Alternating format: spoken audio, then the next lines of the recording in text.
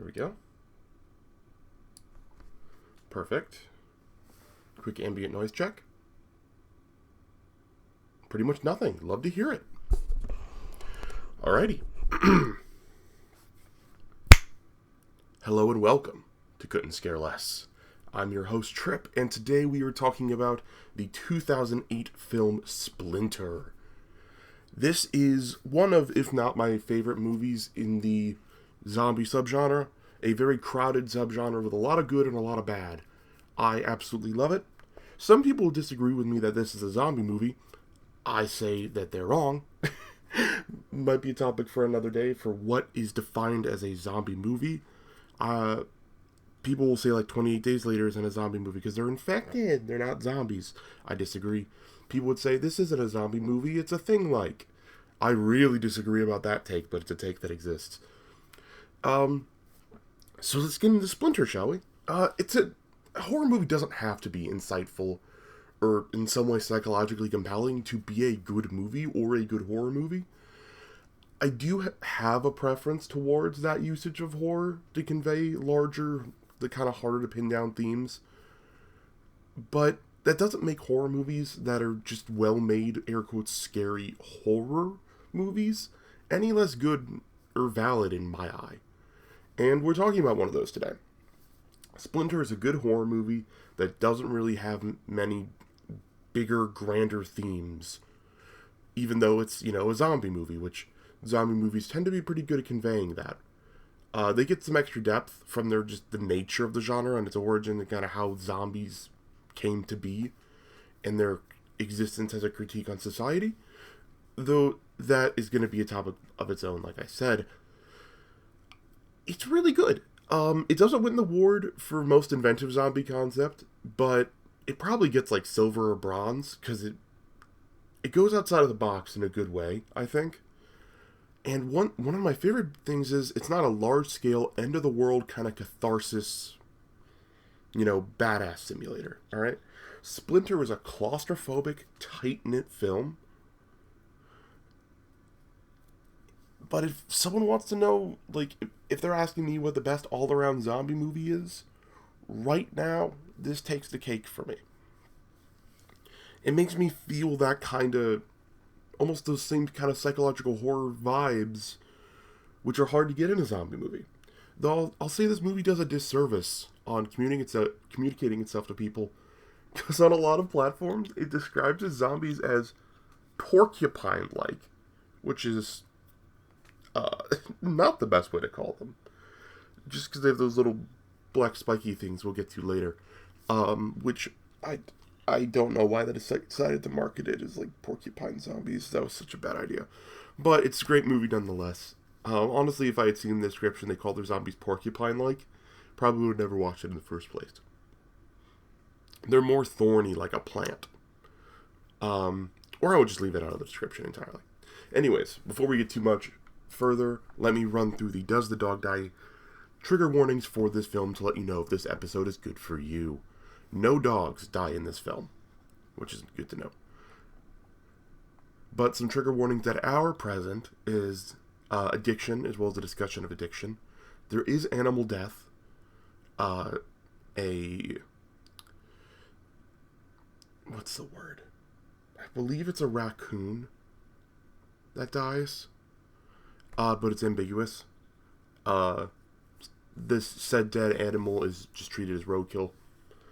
But they talk about it might having being a cat. It's clearly not a cat, though. There are bugs present, but they don't actually have an impact on the movie. There is, under the bodily harm section, there is people voted for shaving and cutting, which isn't technically true. There are cuts and abrasions, but it's not self-inflicted. Someone is burned alive, air quotes around sub 1. There is amputation, and it's this movie's hardest to watch scene. There is amputation. If you can't handle amputation, this movie is not for you. There are broken bones. There is finger-toe mutilation. There is kidnapping. Jump scares. Not many, but there are some. There is non-visible vomit. You can hear it happening in the background, but you don't see it. There is spitting and audio gore for the under the gross sections. Self-harm is marked here. Not technically true. It's like a for the greater good kind of sacrificial suicide. There is an anxiety attack. It doesn't last very long.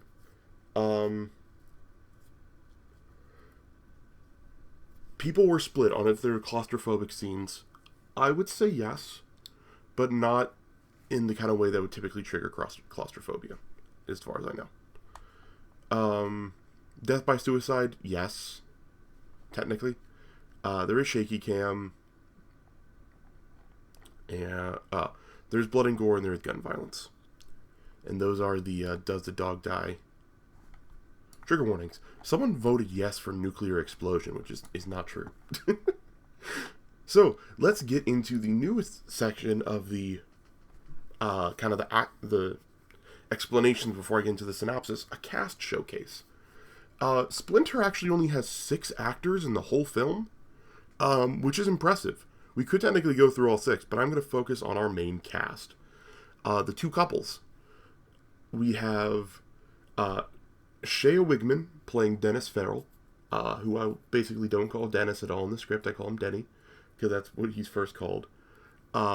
Jill Wagner playing Polly Watt. Paulo Costanzo playing Seth Belzer. And Rachel Curbs playing Lacey Bazili.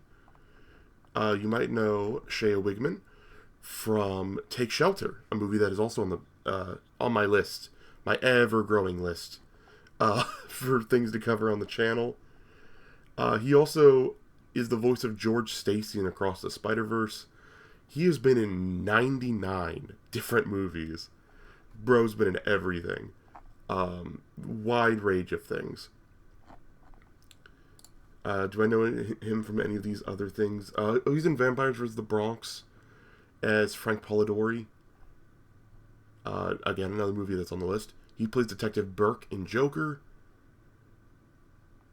Dr. Woodbury Lawrence in Bad Times at the El Royale. Ton of stuff. The guy's been in everything. He's one of those movies that you see often in the background of movies. And you can, can't quite pinpoint who he is. That's him. Rachel Curbs, stark contrast, has been in very little. This is her most well-known act. She was also Mandy in 2015's Heist, something I'm not familiar with, and I've not heard of anything else on her list. Paulo Costanzo, arguably this movie's protagonist. He's in 40 Days and 40 Nights as Ryan.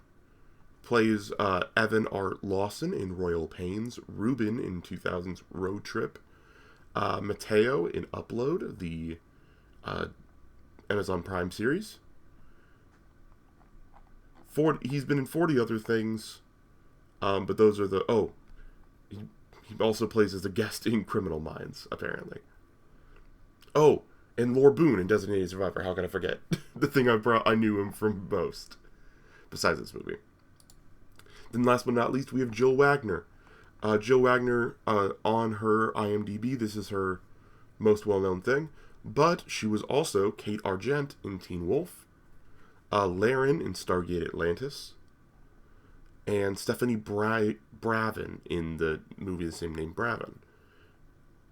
She's been in 33 other things, including Special Ops Lioness Bobby. I'm not familiar with that one. Couple would appear to be Hallmark movies as well. I've not seen many Hallmark movies, which probably isn't really surprising to any of you. Anyways, let's hop right into our synopsis. Our film begins at a shoddy gas station, with its attendant walking around munching on a bag of chips quite annoyingly. Then sitting in a lawn chair, when he hears a noise behind him in the grass, and assumes it's an animal that wants his food. He slowly walks towards the strange animalistic clicking noises, until a little critter pounces and starts eating on his leg. Delicious. Using some visual effects to add a little bit of blur and some slow-mos before we get the Splinter title card. From there, our opening credits continue intercut with the station owner's mauling infection and all that yuckiness. This footage is intercut alongside a car driving first along a bridge, then down a side road. We actually get a little bit of, I guess, foreshadowing lore here, as there's a sign on the side of the road that informs us that it's a Mid-State Oil Inc. experimental extraction field site, which can't mean anything good with that many corporate buzzwords. Or I guess sci-fi buzzwords? A little bit of both. Which shows some insight into where the infection we'll see later in the movie might have come from. Might have to do with oil, which would explain its appearance. The very dirty truck then pulls into a grassy field for a campsite, which turns out to be a date night under the stars. The guy and the girl get very kissy very quickly, and we learn a few things. The girl loves camping. He doesn't, but he's doing this for her, and he really does not like bugs. They walk off to make camp, and we cut to another couple having engine trouble on their way to Mexico. That scene doesn't last very long as we go back to the original couple trying to set up a tent so they can have their fun times under the stars. They crack a pole while trying to set up the tent. The girl forgot the spare tent, so they leave the campground to find a motel. We swap back to our first couple again. These scenes are like only 1-2 minutes each as we're flipping back and forth, so it's a little jarring of an intro, admittedly.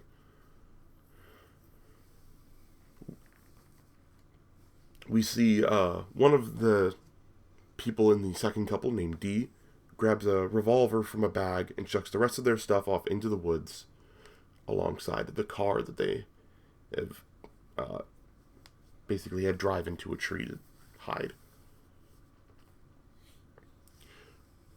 We again swap back to the first couple. This happens a little bit too early, a little too frequently. This movie is a very great middle half, but its beginning and its end have some issues. It's not a perfect movie, but I like it. We learn that the guy from the first couple is a nature nerd, but he doesn't actually enjoy being out in the nature itself, which I actually understand. He enjoys studying the nature. He doesn't love being out and amongst it, if that makes sense. The movie has some admittedly cheesy initial character stuff and quirks, but they grow on you with time as the movie progresses. They get a little bit more reined in. That's what I get for recording a podcast episode before noon. Honestly, I really like the first couple. They have a very cute convo about trees, and the ups and downs to crappy motels. Before we see the girl from the second couple come out to in front of the car, slows them down before they have a gun pulled on them, and this is how we actually meet our cast of characters together. We have our would-be Bonnie and Clyde and a group of nature lovers. One camper, hunter, country gal, and a biologist. Our Bonnie and Clyde put the girlfriend on the ground at gunpoint, while the nerd, who we learn is named Seth, clears room for the extra passengers. And we see a wood hatchet that he gets tempted to use, but he keeps quiet about. And the guy gets pissed at Seth that he can't drive stick.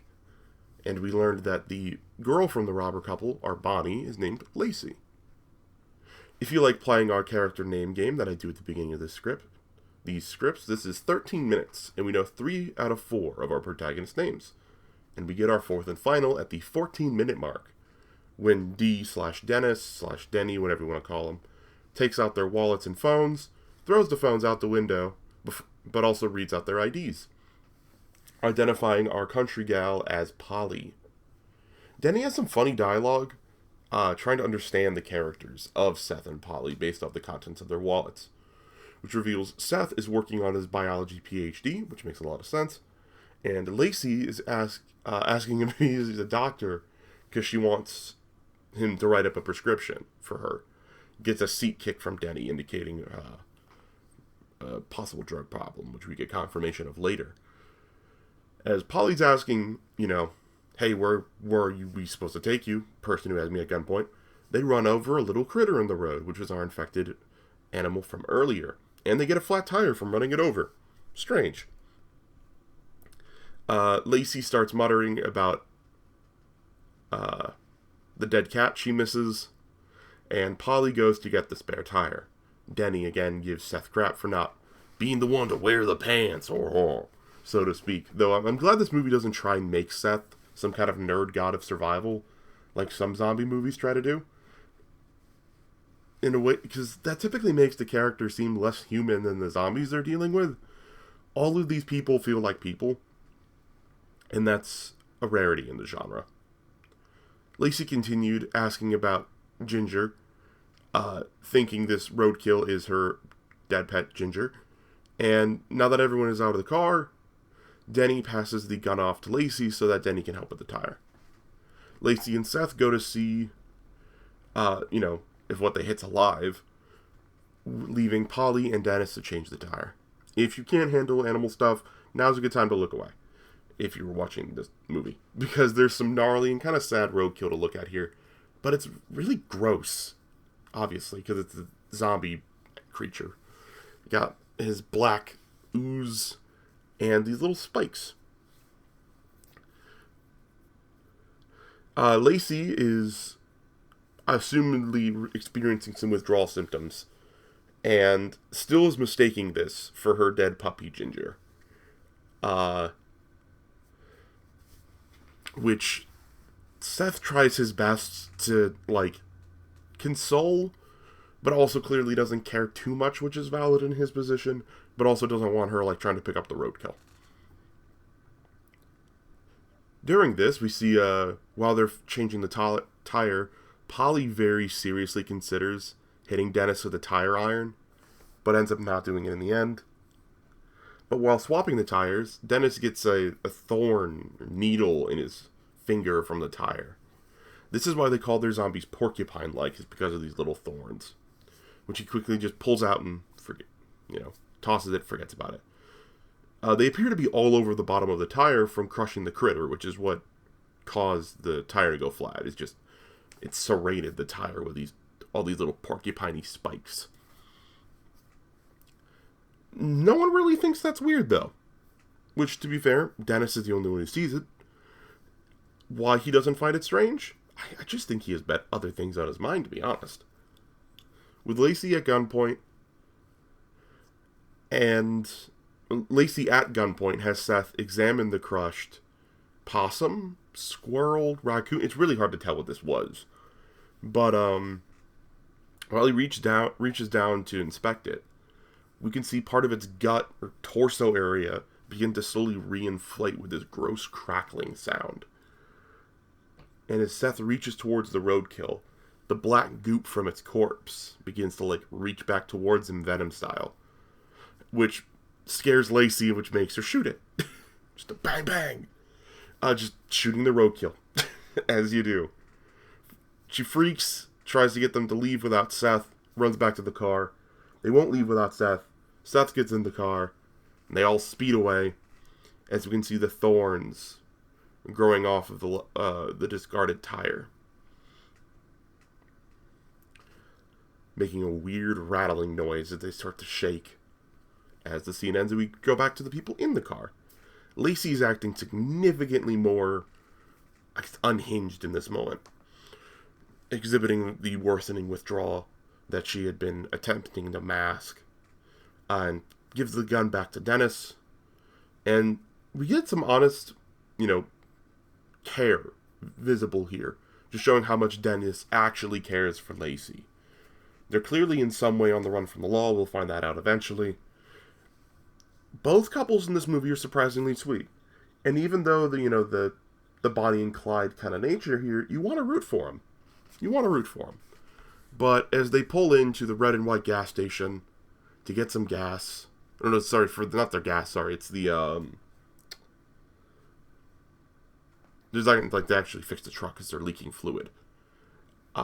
We know that their fate is sealed as they pull into the gas station where we saw the attack earlier. They get out of the car, and Lacey immediately goes to the bathroom. which causes a little tiff as we find out that, yes, Lacey does in fact have a drug problem that Dennis is trying to help her get clean of. She argues, he relents, she goes off to do her drugs, which we don't actually know what drugs she's on. We never find that information out. Polly and Dennis go in for some coolant, which they appear to be leaking, leaving Seth to pump the gas. They don't find anyone inside the station, for reasons we know, but they don't know. Lacey finds the bathroom door stuck. It's unknown how long she just kind of stays there, trying to get the door, but because the camera switches away to inside, we see Polly is eyeing a phone inside the station. And we cut back to Lacey, who did not successfully get the door open, and starts taking what appear to be little pills, which I'm assuming is her drug of choice.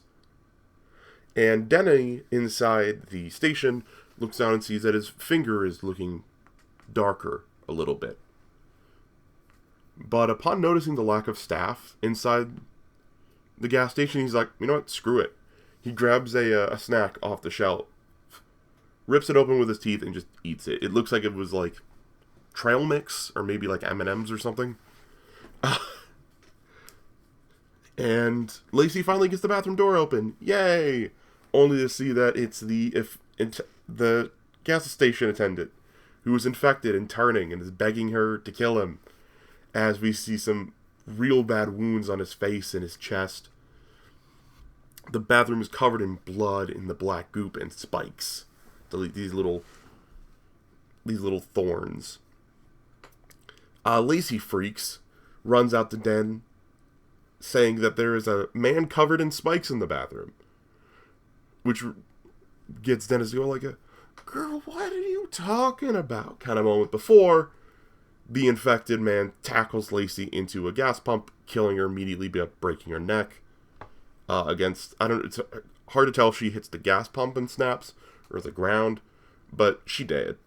And then jumps on the car hood and just kind of hugs it. We find out later this is for heat, but it's kind of obvious if you've seen animals do weird stuff around cars. They like the heat of that engine. Then he fires off some rounds into zombies, and everyone who is still standing rushes into the station. This is about 25 minutes in, and we've already lost one of our 4 members of the couple. Tragic. Of the couples. One thing I learned researching this episode that makes a lot more sense now that I'm actually going through the plot is how apparently the actor who plays Dennis improvised a lot of his dialogue, which I think helps make him kind of be the comedic relief this movie has. It never gets to be too much comedy, but it's enough that it kind of keeps it lighthearted at times. With it clear that they are dealing with a zombie or something similar, they never really doubt that, which is nice. It's one of my least favorite tropes from zombie movies. Polly goes for the phone, which Dee then immediately smashes with the line of, "Don't think for a minute what's happening out there changes who we are in here."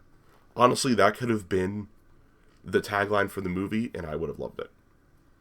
It was a very good season's Walking Dead style line. I love it. Dennis then smacks Polly in the forehead with his gun in anger. Frowny face. Then they look outside to see that the goop, the blackness, is starting to spread across Lacey. Seth takes a look at Polly's injury. Thankfully, it's not very bad. Well, Dennis decides, you know what, we might as well rob the register, grab some cigarettes, and then just starts watching on the security camera. Just get a look outside. He notices that Lacey's arm is moving. Not her, just her arm. He hasn't put 2 and 2 together yet, but it gives him a slimmer of hope. Seth and Dennis talk about a plan to watch the zombie on the hood while Dennis goes to check on Lacey. It's a solid plan. Maybe. In other situations, it might have been. Denny goes outside. Polly and Seth watch from the inside and have it, or talk about, okay, we can fix this hostage situation right now. How many guns does he have left in his... Guns did he have left in his revolver? Bullets. They start trying to count his bullets. They know Lacey shot twice, but when they saw the zombie, everyone's in such a fret, they didn't count how many shots Dennis fired. Also, is it a 5 or a 6 shot revolver? Does he have other bullets in his pocket? They start talking through these variables, not as focused on what is happening with D outside.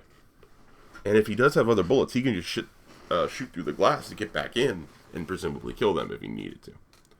The movie gets a lot of mileage, especially in the first 2 acts, from both the zombies and the hostage scenario. And that's part of why I think it gets that title of me of what I think is the scariest indie zombie movie that I know of. I do wish we got to see a little bit more of the zombies themselves, with the less quick cuts. But when we do get to see them, we get to see them, you know. Outside, Denny starts whispering to Lacey, even though he can't tell she's clearly dead. And while he's trying to whisper and reassure to her, he's unable to notice that behind him, her arm is doing the whole Evil Dead thing, rising up to get him, until he starts to drag her to the door to get her inside the gas station, and Polly locks the door. Smart decision. Seth tries to get her to open the door, and she waits just a little bit too long, and the zombie arm attacks, and as they let in Dennis, the hand gets chopped off in the process of them slamming the door. So now it's inside the gas station with them. This is what I call the idle hand segment, if you're familiar with that film. Meet the zombie hand, which will be the threat for the next few minutes. It doesn't last as a threat very long, but I think the effects on the hand are very solid. It appears to be... It's not CG, from what I can tell. It is maybe some CG touch-ups on it, but it does appear to be an actual, like, puppet. I couldn't find much behind-the-scenes stuff on this film. But, you know, Seth, our biologist, tries to study the hand. You know, how is it moving? How is it alive? Dennis just tries to crush it with a bag of charcoal, and that doesn't work. And you notice that the hand is able to move him, like move towards him and follow him for a little bit.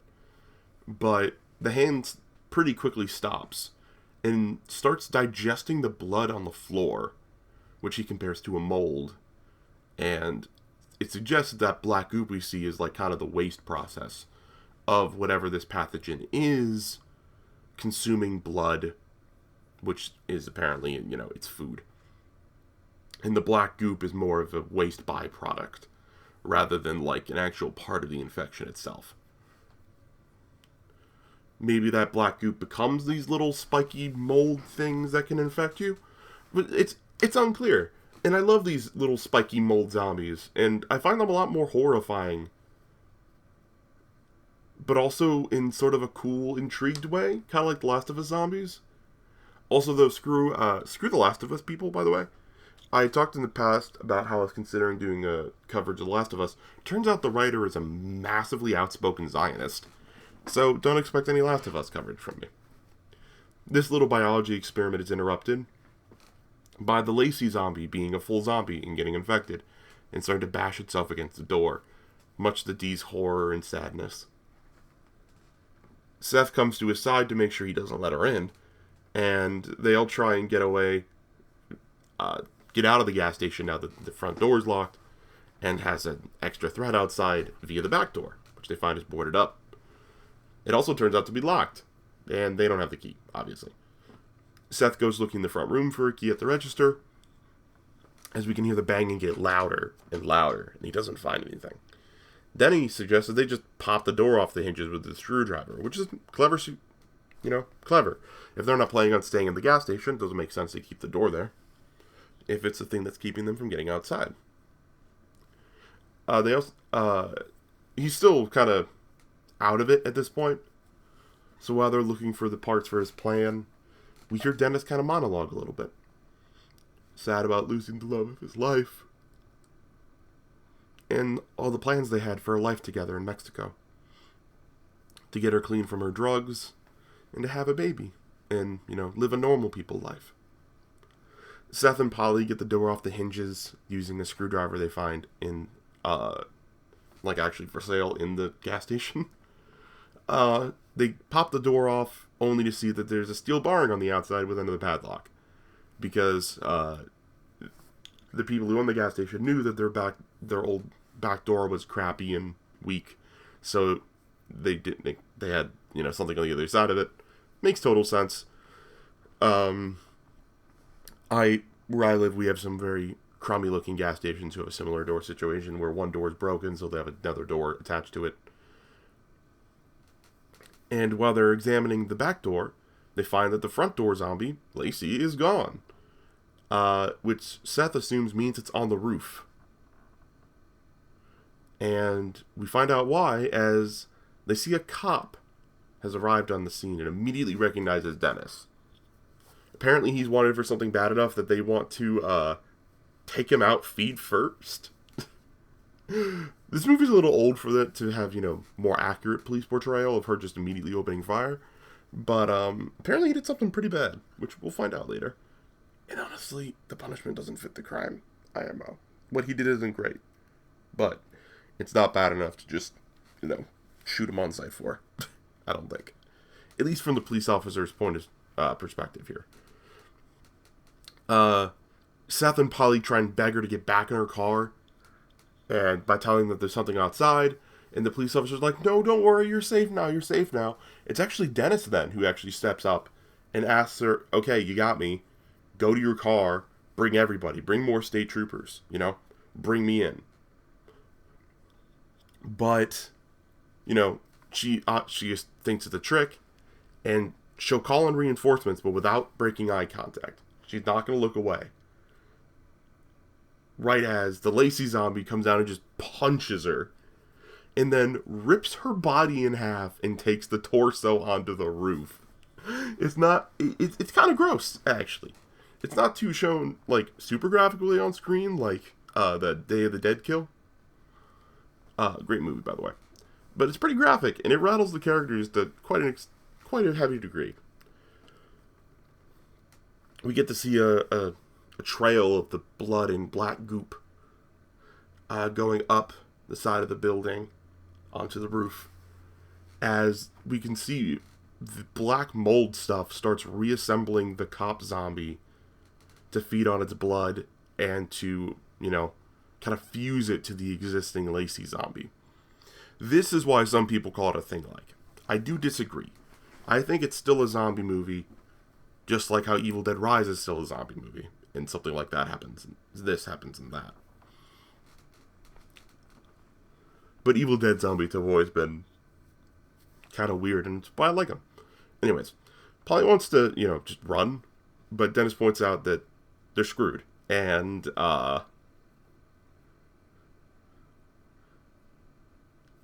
all they know is that it's a parasitic mold. They don't know how to stop it. And now there are more than one infected. They're like, okay, well, at least you go for backup. Turns out, Dennis was not driving them to Mexico first, like he was talking about. He needed something from somewhere called Platte first. So while state troopers will be coming, they'll be coming from the other direction. So it'll take hours, if not days, for them to search all the way and find her. Because this is, I don't know, I guess she didn't have a cell phone or something from the ping. It's 2008. Smartphone tech is not here yet. They do get a clever idea to get help sooner. Since they're apparently in a national park forest area, they plan to spill lighter fluid out the back and then start a fire to hopefully bring as many fire and EMT as possible. Which is a choice? I would be interested to see how that work. If that worked. We never get to see, the fire and EMS versus the zombies, which would have been cool. But that's the plan they're going for. It's trying to get help by lighting the forest on fire. There is the difficulty of, starting a fire while they're above a huge tank of gasoline. While they work on getting the fluid trail going, Seth is still looking for other options. They see that the officer's radio, as well as her legs, are still at the front door. It's too risky to open the door and grab it, but they decided to tape some hangers together to try and pull the radio inside without risking another zombie sneak attack. We see that as they snake the wire out, the mold starts to rise up and shake in reaction to the movement. Kind of like the skulk sensors from Minecraft, funnily enough. I wonder if anyone on that team had watched this, because they work the exact same way. This scene is one of my favorites, where it's very tense, almost kind of anxiety-inducing in that kind of good horror movie style way. As you get closer and closer with their little hanger contraption, we see off to the sidelines that Dee's hand is starting to contort as the infection is spreading through his hand. Again, Evil Dead style, with like the hand cranking itself back.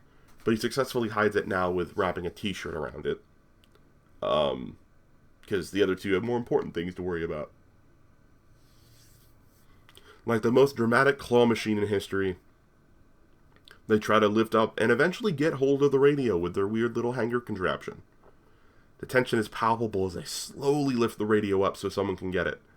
And just as Seth gets a finger on it, the zombie pounces, having sensed the movement, and snakes the remaining their arm that wasn't cut off, through the slot in the window that they were using. There's like kind of like a old, like two-way window thing that you would see like a bank drive-through that they were using to get the hanger out, and the zombie sticks its arm through that. Before breaking off that arm, or that hand specifically, and to have it attack the survivors inside. This time they notice that, you know, the mold needs to keep feeding in order to keep its zombies alive. It keeps needing blood. And so it yoinks the officer's legs up onto the roof. As Seth and Polly sneak around, hiding from the hand, but also looking for Dennis, the new, more intact zombie hand starts to try and attack. And we get to the second part of this movie's idle hand routine with these hand puppets. We see that Dennis was hiding out in the freezer. He lets Polly in, then Seth, leaving the puppet-controlled hand outside. I was going to say out in the cold, but it'd be opposite, out in the heat. We learned what happened to the second hand is apparently the hands can't, since they can't smell, see, or otherwise sense prey, that it just forgets, and it'll just kind of rot away and stagnate.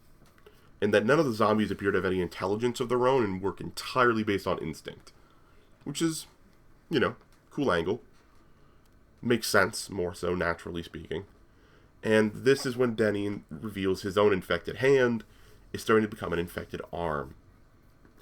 And as he's showing it off, the arm contorts and breaks the bones in his arm as it tries to free itself from his body. And he elects, in order to save himself, he needs to remove the arm.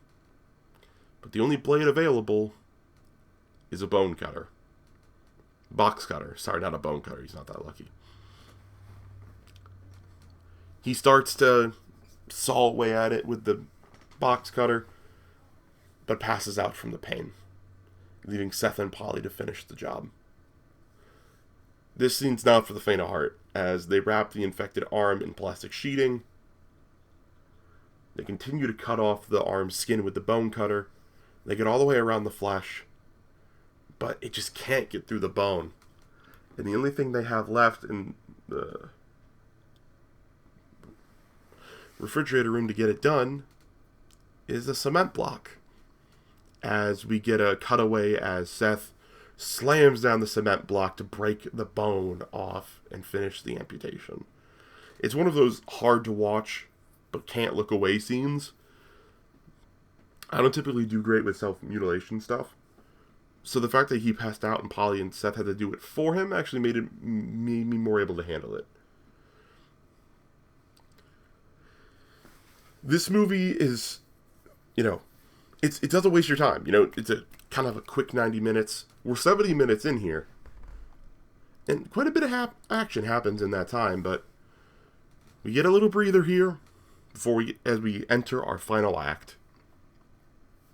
Dennis, when he awakes, explains how he got infected from the spike in the tire, and how he was seeing it spread, which, as Seth described, it's whatever this parasitic mold is. It infects to try and consume the whole host, feed on its blood, like kind of, not vampire style, feed on its blood. It appears that blood is required for it to do its cellular processes, which is interesting. Denny gives Seth props for doing the hard thing and cutting off his arm to save his life as they drink some beer in the freezer. We actually finally get to learn Dennis's lore. Yippee. His crime was actually Grand Theft Auto. He was a big rig robber, specifically. And he tried to rob a guy while he was still high on meth. And he wasn't at its fullest. And just enraged that the guy wouldn't give up the truck, he shot him. But didn't kill him. And the driver spent a year paralyzed before dying. It's also mentioned that he maybe shot a cop, which led to him getting locked up in prison, but he then escaped. We don't get much more details on the cop or the escaping. It's very ambiguous, which is one of the movie's weak points, is that when we actually get to the point where we want to learn about the characters, we don't get much. He expresses that it was his biggest regret, made him regret his life of crime and all that, and also, made him quit drugs, and that he had stashed money to give to the wife of the man he had shot before leaving the country. Because if he hadn't let himself develop a drug problem, then that man would have lived. And that's his last penance that he feels like he needs. During beer and bonding, Seth makes a connection. Revolving temperature, and why they're, the hands aren't, looking through, like, trying to get them through the glass. And this is where we get what I think is one of the most clever ways to get around a zombie. Or, like, to get around a monster in a creature feature.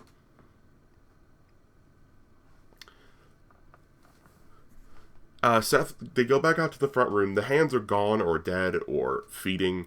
It's unclear where they are. Since there's very little, like, biological material to the hands, it's assumed they can't last very long. We don't get a ton of details on the infected. Their exact mechanics, but we get some theories, which we'll talk about at the end.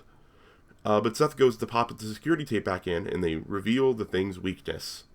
It tracks with heat only, which is why it jumped on the car hood, and why the hand couldn't try and break into the freezer, because it was too cold in there for them to see.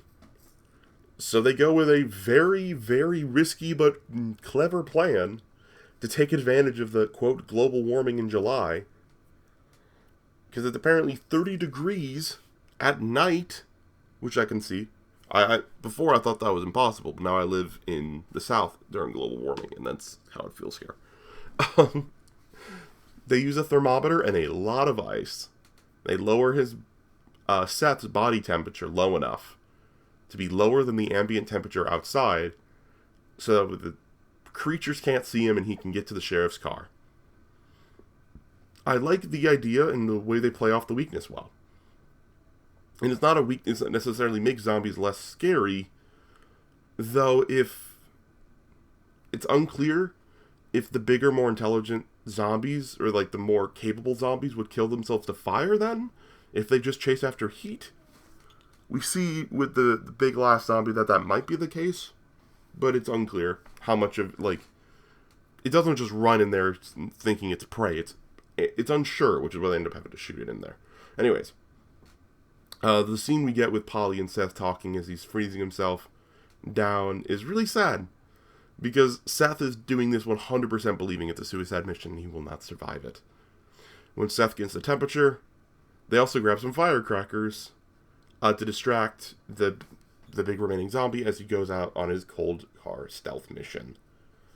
With ice pressed to his chest, they say their I love yous, not Dennis, Polly and Seth, as he ventures out towards the car thermometer and mouth to keep an eye on his temperature. With the cracking of firecrackers, we see this amalgamation of the bodies drops down and gets distracted. Great effects, by the way, on the big zombie. As he's approaching the car, he's struggling to walk because his body temperature is so low, he's, physically ill. His temperature hits 90, which means he's already running out of time. But with the ice starting to spill and his body starting to fail, he's struggling to get the job done. He just barely gets into the car, but finds the keys aren't in the ignition. The amalgamation of Lacey and the cop zombies is also not where it was before. And the radio inside the car isn't working. Obviously, battery only lasts so long without the car running. No key. And then the amalgam zombie swings for the car, and he closes the door just in time. But the creature can feel the heat rising. He knows he's in there. It starts to pound on the door, just as one-armed Dennis comes out holding a firework in his hand, for the common but yet still effective for narrative purposes self-sacrifice play. This one feels less shoehorned in, and more like Denny, kind of through the course of this movie, acknowledging that he can't live with himself being a bad person anymore, which I think is a cool concept, especially in a zombie movie scenario. The fire of the firework fizzles fast, and the zombie chases Dennis into the station with Polly, who is still inside, and they both go back into the freezer as it wanders around trying to hunt using its other senses, or presumably trying to use other senses. It's clear the little hands could only use heat, but the amalgamation's still trying. Seth is coming back up the temperature, and he finds his ticket, or at least his closest thing to it, the officer's shotgun secured in the middle of the car. One of the firecrackers they threw outside earlier set the lighter fluid ablaze. And they're getting the fire they wanted, just not at the time they wanted. The monsters started battering against the freezer doors, presumably hearing them now on the other side of the freezer, or just working it out as were the only place they could be. The intelligence of these mold zombies varies from zombie to zombie, so it's unclear if more of them working together are smarter. That's what I would assume is how it works. Anyways, Seth comes in with the shotgun, and it's not one of those, oh, he's suddenly a badass to save the day. Nah, bro can barely fire the gun. Between the fact he almost froze himself to death, and also the fact he's clearly never fired a shotgun before, as he tries to lure the shotgun to the fire with the shotgun. Tries to lure the amalgam to the fire with the shotgun, with the mixture trying to knock it in and trying to lure it there with noise. But, yeah. Dennis comes out, takes the gun, has Polly and Seth run outside, and Dennis shoots the gas station, the propane, to start a bigger fire. I know that propane doesn't cause fires. Shooting it would not do this, but I don't need realism in my movie all the time. The explosion starts the gas station ablaze, knocks Dennis to the ground, and as he's readying himself for one last shot, intending to engulf the whole station, he gives Seth a bank deposit box key for the widow. And he fires again, spreading gasoline this time onto the fire, catching it all up in a ball of smoke and flames. As Polly and Seth walk off into the distance, they joke about referencing the post oak trees from earlier, with the movie ending with the roadkill zombie having wrapped itself around a tree, growing and waiting. And that's the end of Splinter. Not too long, not too complicated, just a good zombie movie. Break some conventional norms. It's not one of those that's like a required rewatch, but I think it's one of the better movies in the zombie genre. It takes the cake for me of, like, maybe it's not the best zombie movie in the indie genre. That might have been a little bit of an overstatement, but at the very least, it's been my favorite before I started, analyzing every horror movie I watch for the podcast. I really enjoy it. The zombies are very interesting to me. Here's where the kind of rambly, non-scripted part, the rambly stuff, talking about the movie. The zombies themselves are interesting in this, in that these kind of mold zombies, the more of them, the more it's able to do. It hunts using heat, but it appears as, they've got more biomass to work with. They're more capable of other things, kind of like the Flood from Infinite, from Halo, or the Necromorphs from Dead Space. But more zombie-like than them, in that, like, the infection can spread, that's a biggie. And the fact that it doesn't, it starts off as just an infected person, and that infected person, as they feed, will sometimes, instead of making additional zombies, it'll just kind of add more to itself, which I think is an interesting way to design them. This one I feel like is a pretty survivable zombie outcome. I think most zombie apocalypses are pretty survivable, outside of, the initial infection, if you can survive that portion. And this is kind of what we see of the initial infection. And fire is a huge weakness. And there would be probably lots of fires occurring, during the fall of society. So I feel like it would deal a blow to civilization if it were real. It wouldn't, be a realistic end of the world scenario, which is part of why I think it being an isolated threat works better. It's much scarier that way.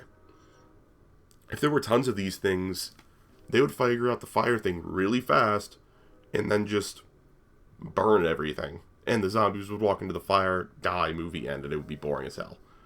But this movie understands that it's not, a big scary horde zombie movie. These zombies are scary individuals. They're excellent hunters. They're very flexible, physically and literally, in the fact that, the zombie cut itself into pieces to chase them inside of the gas station, knowing that it had other, parts of the infection, the mold, whatever you want to call them. I call it the Splinter mold. But knowing that there was other cultures, I guess, of the Splinter mold out there to infect them, that it was trying to, kill them off in clever ways. Even just working entirely off of hunter animal instinct, which is cool. As I said, doesn't take the cake for the most creative zombie, but I'd say it's one of the better ones. I think it being in that kind of close-knit cast helps make it feel scarier, because big zombie hordes are scary, but in a different way. You don't get that kind of feeling of hopelessness in the same way. Because if you have one zombie hunting you, that's, I think, scarier than lots of zombies finding you out of coincidence. The zombies in this movie hunt. It's intentional. It's active. They're running off of instinct to hunt, to eat, survive. It also is an interesting trope on, the whole, they don't eat flesh, they don't eat brains, they need the blood. Presumably, I don't know if it's the calcium or the hemoglobin, whatever. Calcium? No, not calcium, it's oxygen, it was what I was thinking of. We're not sure what it is in the blood that it needs to respirate, but we were told that it seems that the mold needs the blood to respirate, to do its bodily processes. Which is interesting, which was also explained why it would attack all kinds of animals, because it just needs any kind of blood. Could you argue these are vampires? I would say no. They feed on blood instead of flesh or brains, which I think is pretty close. It's also unclear if whether they eat flesh or not, or whether they feed on flesh or not. Because they did seem to just kind of suck the bodies dry. I'm assuming it's kind of the mold spreads through blood, kind of like how some spread through water. I don't know. I'd love to hear your thoughts about Splinter down below, as well as suggestions for movies for me to do in the future. And other than that, peace out, guys.